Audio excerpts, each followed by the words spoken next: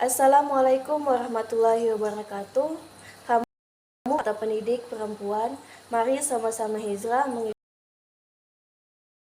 cantik, cerdas, bijaksana, dan sosok ibu guru terviral sepanjang abad, yaitu Ummu Syaikhah Aisyah, istri Rasulullah Muhammad SAW. Apa kabar semuanya? Saya harap kita semua selalu bahagia.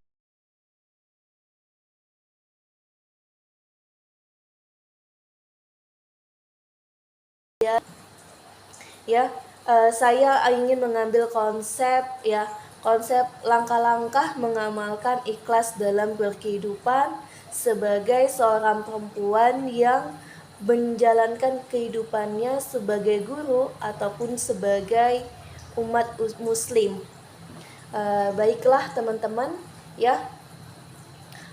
Mengamalkan keikhlasan dalam setiap aspek kehidupan adalah kunci atau ketenangan hati dan penerimaan terhadap takdir Allah Subhanahu wa taala.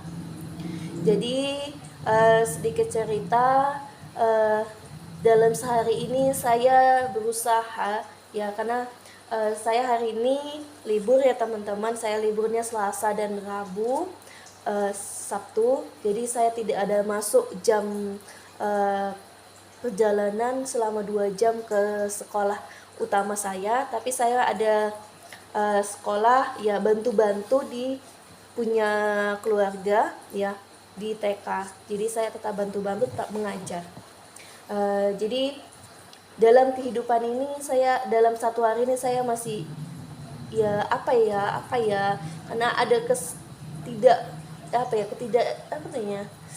ada kesesakan dalam hati saya, dan hasil diskusi panjang bersama suami dan refleksi terhadap diri sendiri, habis sholat maghrib tadi saya menemukan, ayo sama-sama teman-teman kita memperbaiki konsep ikhlas kita.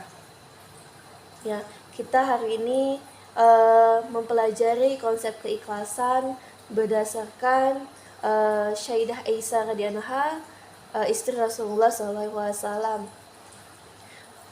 Memahami konsep ikhlas secara bahasa berarti bersih dan murni. Dalam konteks ibadah dan kehidupan, ikhlas berarti melakukan sesuatu semata-mata karena Allah Subhanahu wa taala, tanpa mengharap pujian, pengakuan dari manusia.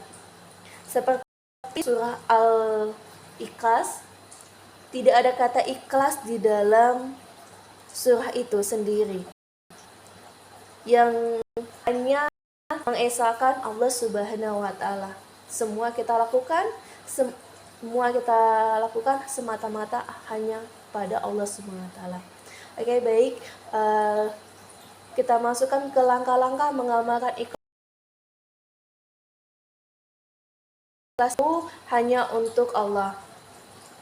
Langkah pertama ini penting, adalah untuk menata niat.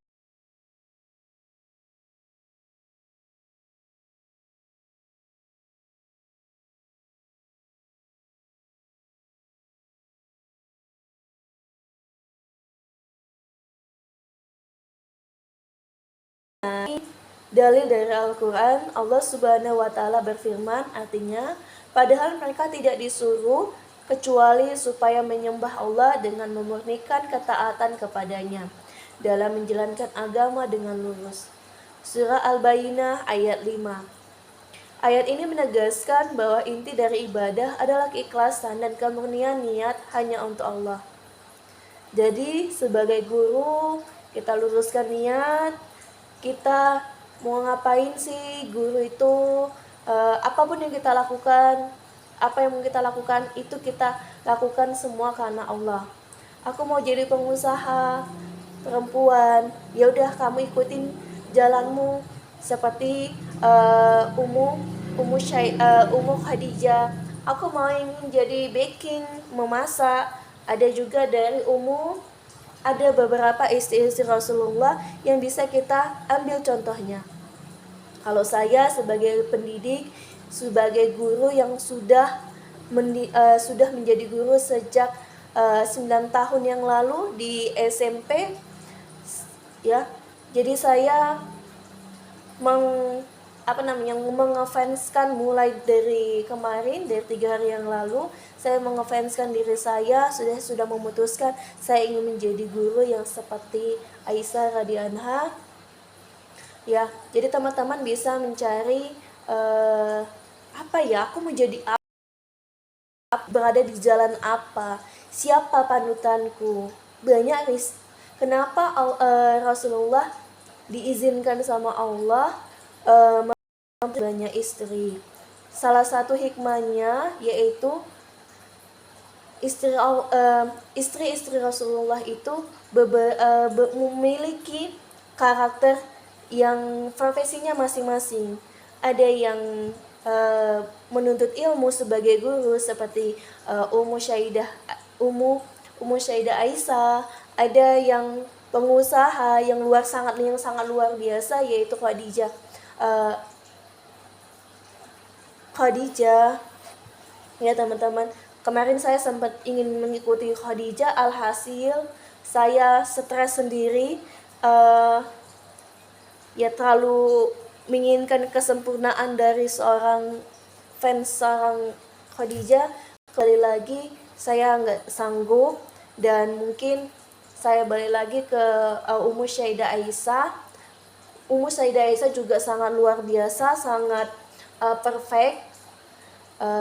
Dengan cara inilah saya ingin memperbaiki bagaimana pinomat ya. Saat ini mungkin saya masih berada di 1 atau 2% dari Ummu Syaidah. Mudah-mudahan kedepannya bisa menaik lagi ke pinomat dapatlah 70% biar bisa berdampingan di surga firdausnya Allah. Amin amin ya rabbal alamin.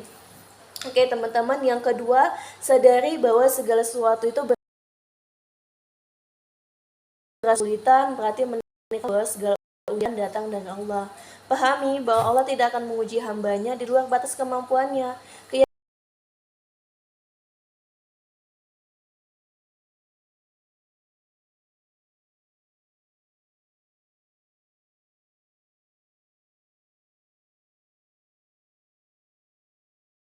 Keyakinan bukan hanya diucapkan tapi juga di hati.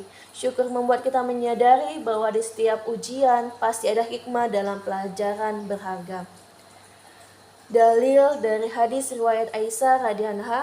Aisyah radhiyallahu anha meriwayatkan bahwa Rasulullah SAW bersabda, "Tidaklah seorang mukmin ditimpa musibah duri atau yang lebih dari itu, melainkan Allah akan mengangkat derajatnya dan menghapus dosa-dosanya."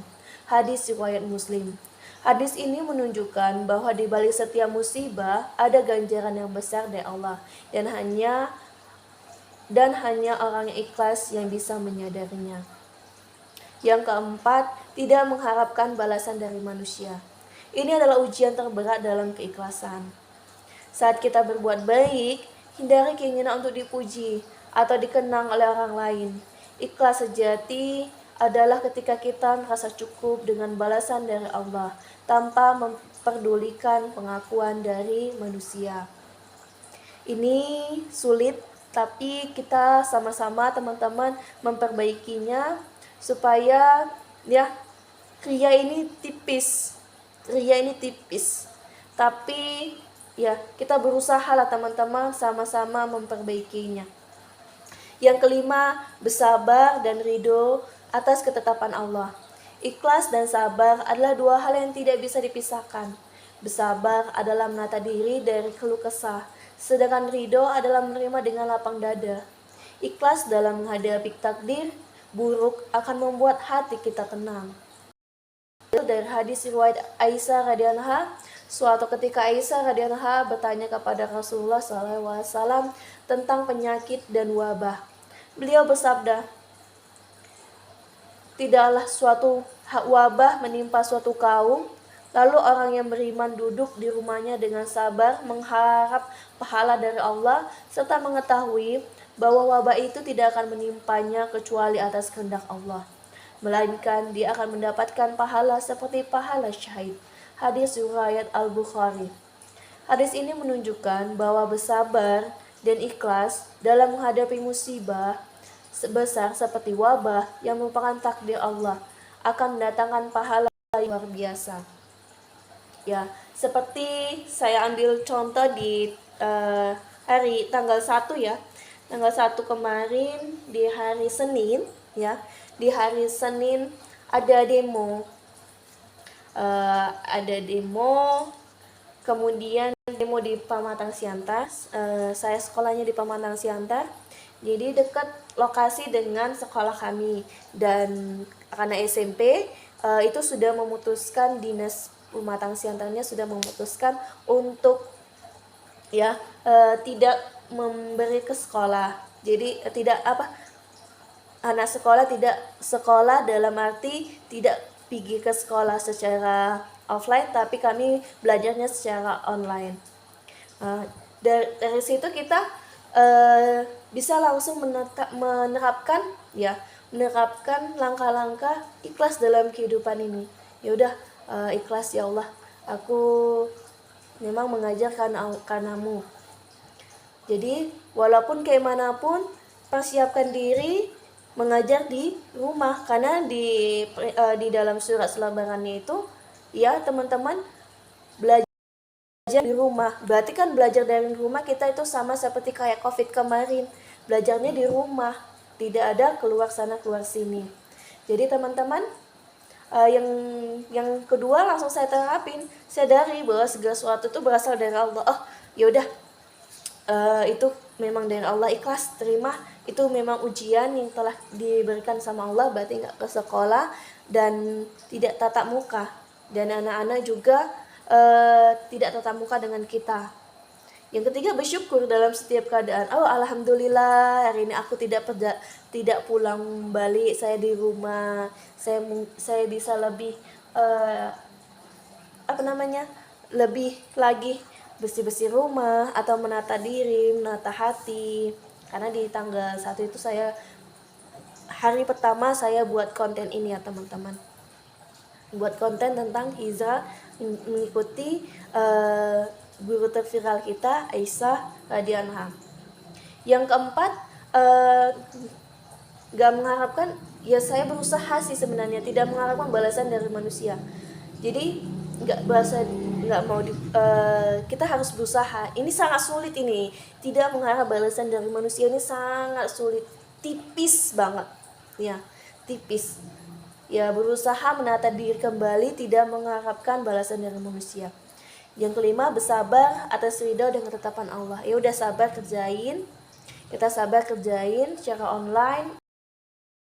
Banyak yang masuk ke dalam daring kita ya, kelas online kita, alhamdulillah. Seperti itulah ujian-ujian di dalam kehidupan kita. Ikhlas bukanlah yang bisa diraih dalam semalam ya teman-teman. Ikhlas adalah proses panjang yang harus terus dilatih dan dibiasakan. Dengan mata niat, bersyukur, bersabar, dan hanya mengharap ridha Allah, kita akan menemukan ketenangan sejati dalam setiap lika-liku kehidupan. Semoga kita selalu diberikan kekuatan untuk menjadi hamba yang ikhlas. Mungkin sampai sini saja yang saya sampaikan. Assalamualaikum warahmatullahi wabarakatuh.